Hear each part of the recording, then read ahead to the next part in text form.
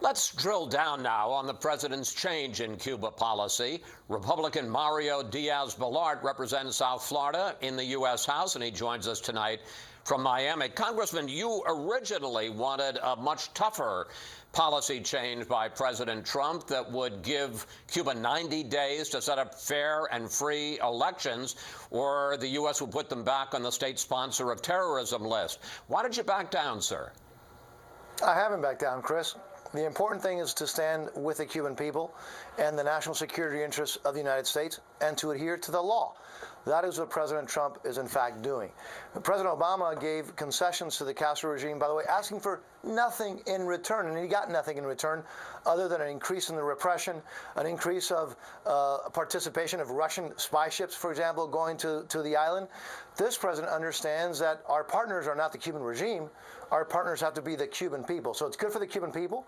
It's also good for the national security interests of the United States. And if you believe in the rule of law, this actually enforces the law. This is good. This is a win-win all the way around. But this is a halfway measure, and it's definitely weaker than what you were originally calling for. And the result is that the U.S. Embassy will stay open, that U.S. cruise ships and airliners will continue to serve the island. So how tough a message are you really sending to the Castro regime? Well, again, you just have to look at the response from the Castro regime. They're actually quite concerned.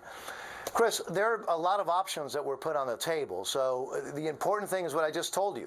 What we've always thought, and we've always said, is that it makes no sense if you believe that you're helping the Cuban people, like President Obama did, by helping to fund the repressive machinery and the intelligence services that are repressing the Cuban people. Well, that's what obviously President Obama's policies did.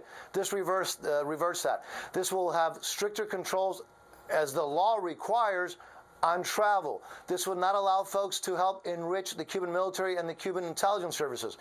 President Obama is demanding the return of fugitives from U.S. law, or frankly, terrorists that are harbored by the Cuban regime. If the regime were to do all those things, again, all the sanctions go away. The law is very clear. All they have to do in Cuba for all the sanctions to go away is release the political prisoners, allow for some basic freedoms like freedom of the press, political parties, labor unions, start the process towards elections. All the sanctions then go away. And the question is that too much to ask for? Today, President Trump made it very clear that he stands with the Cuban people and not with the oppressors that have been, again, repressing that country for now close to 60 years. What about the argument, Congressman, from the other side that 50, 60 years of no relations at all didn't accomplish very much? We've had this policy of engagement now for, about 3 years? Less than that, actually, 2.5 years. Why not give it more chance?